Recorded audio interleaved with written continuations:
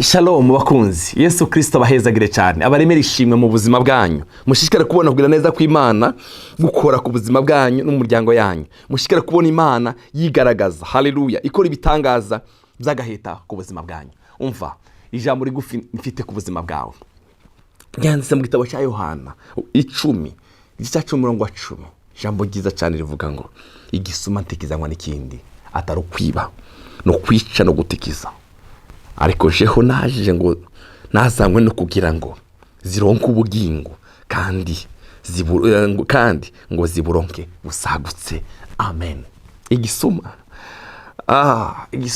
Satani nta kindi kintu kimuzana, araza katwiba. Bene data, mureke ndakubwire, reka ndagusaba ikintu kimwe muri kino kwezi kw'icenda. Umwami Yesu akugarurire ibyo Satani yakwivye. Hari igihe atwiba, hari igihe atwiba ubuzima bwacu bwo bumana, hari igihe atwiba ubusabane bwacu n'Imana, hari igihe atwiba inyota yo gusenga akayikura mu buzima bwacu, hari igihe akatwiba Imana ikatuvamo, akatwiba ubusabane bwacu n'Imana. Iki gitondo ndakuzaniye inkuru nziza ivuga ngo tugomba kwaka byose ibyo kino gisuma cyatwibye. Igisuma ntikizana n'ikindi, kandi hari igihe atwiba tukabibona neza ko atwibye tukabimurekera. Bene data, mu buzima busanzwe ninde muntu muri twebwe igisuma umwibyi yoza akamwiba akamurekera ibyo yamwibye? Ninde? Ntawe.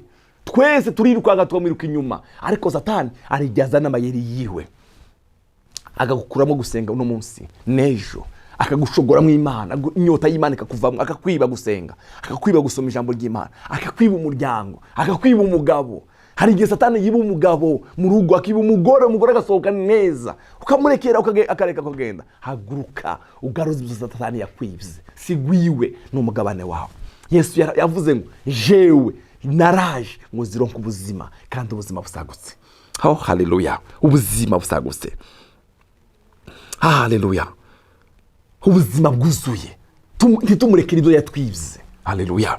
Mureke mbabwire inkuru nziza imwe. Umunsi umwe Dawudi ngo barashe baramwiba mu gitabo cya Samweli. Haleluya. Igitabo cya mbere cya Samweli, igice cya 33:6 haravuga ngo maze Dawidi agira intutu nyinshi kuko abantu bavuga nk'abagomba kumutera amabuye bose bari n'akabonge kubw'abana babo n'abahungu n'abakobwa babo. Ariko Dawidi ariremesha yisunze Uhoraho Imana yiwe. Maze Dawidi abarira Abitayeli umuherezi mwene Ahimeleki ati nunzanire efodi hano. Nuko Abitayeli amuzanira efodi. Dawidi araheza asiguza Uhoraho ati mbega ninakurikira ico gitero nzogihamza. Aramwishura ati nubakurikire kuko utazobora kubahambya ukabaka vyose. Haguruka, haleluya, wake Satani vyose vyagutwaye iwawe.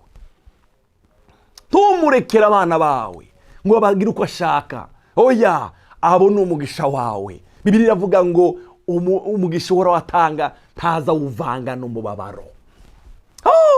Reka kukwiba ubibona. Hari igihe atwiba akakwiba neza wabibona, akagutwara mu mahoro, akagutwara umunezero, akagutwara indirimbo, akagutwara amashimwe ubibona.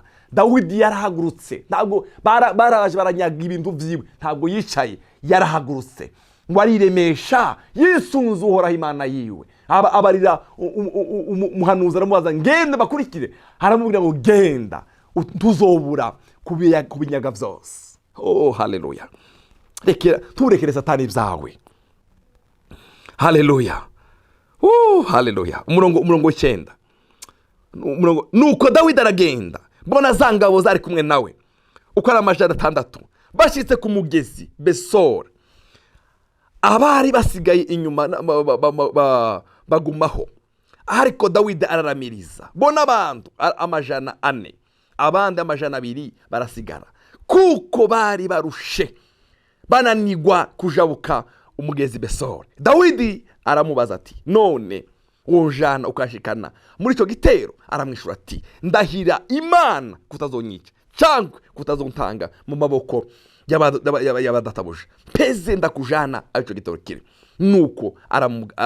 Nuko amumanukanye basanga bagandagaje bariko bararya binywera batariko batarika bahimbawe n'iminyago n'inyagano nyinshi banyaze. mu cyo gihugu cy'abafilisitiya no mu cya Yuda. Dawidi acashira ko arabyica ahereye mu guhebera gushitsa ku mugoroba bukeye.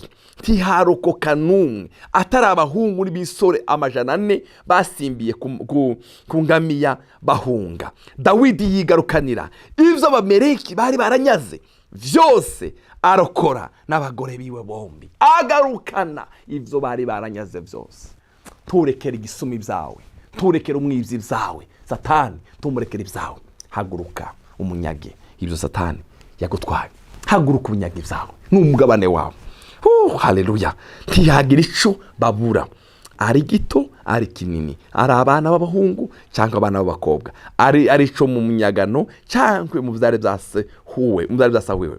Dawidi abigarukana byose. Dawidi abigarukana byose. Ndakwifurije ngo uhaguruke ku kwezi ugarukana ibyo Satani yakwibye. Tumurekere ibyawe. Igisuma kizanywe no kwiba, ariko Kristo yaraje ngo zironke ubugingo, kandi ubugingo busagutse. Bwana sifiwe.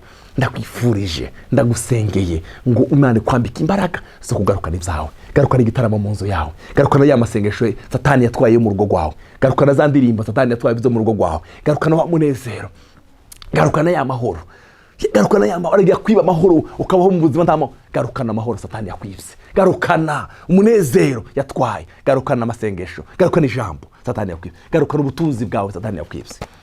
Dusenge. Data mu izina rya Kristo Yesu. Dawidi yarahagurutse aje kugarukana ibyo bari bamunyaze byose ngo atabasigaye na kimwe. Natwe turahagurutse tugiye kunyaga Satani ibyacu yadutwaye.